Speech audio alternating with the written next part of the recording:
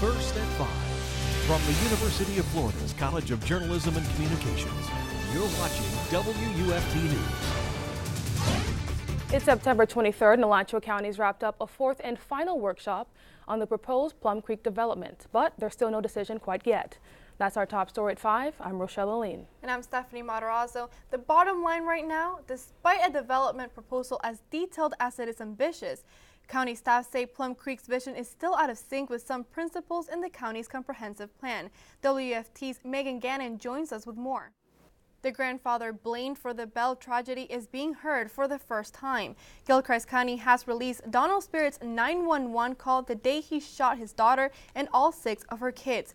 In the call, Spirit confessed and stated he would kill himself as soon as the officers arrived.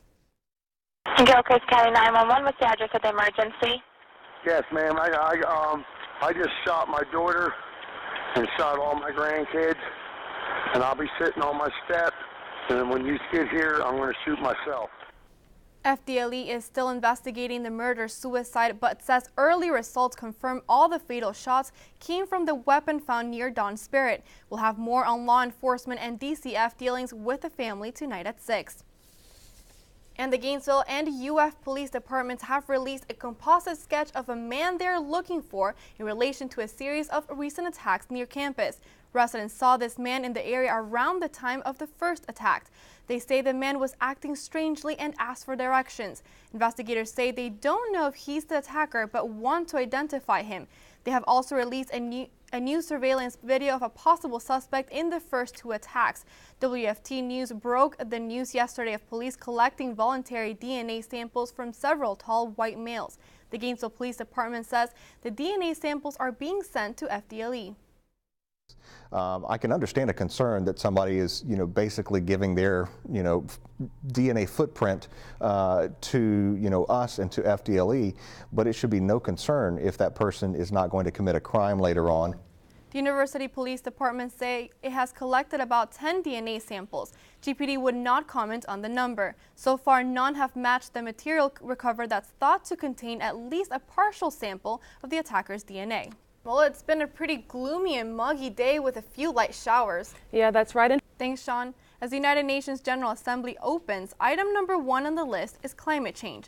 President Obama kicked off the UN Climate Summit as one of today's keynote speakers. He called the issue of climate change the most important long-term crisis the body will face. He urged world leaders to work together on a global strategy to cut emissions. And without quick action, experts say the number of people infected with the Ebola virus in Africa could spike to over 1 million by next year. Erica Edwards has the latest on what is now the first Ebola epidemic the world has ever known. The U.S. is also sending 400,000 kits to homes in Liberia with soap, gloves, and sanitizers. Many of the sick are in hiding at home, fearful to see doctors. Still to come, we're learning more about the man who hopped the White House fence, causing a major security breach last Friday. Omar Gonzalez is set to appear before a judge in October, but his efforts now have the Secret Service under the microscope. And are you registered to vote in November? There are only a couple of weeks left, but college students from other parts of the state have an option to think about right now. Stay with us. You're watching WUFT TV News. And every Tuesday, we like to bring you the latest political news here on First at 5. WFT's political correspondent Stephanie Tinoco has more. Thank you, Stephanie. Well, autumn has arrived, but you might not have noticed with all of the clouds covered overhead.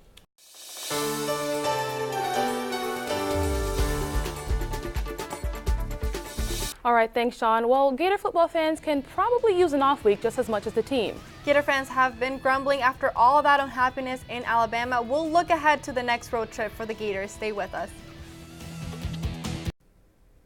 It's a car fit for a king, King James, and it's sold for just $90,000. The custom BMW 760 used to belong to NBA superstar LeBron James.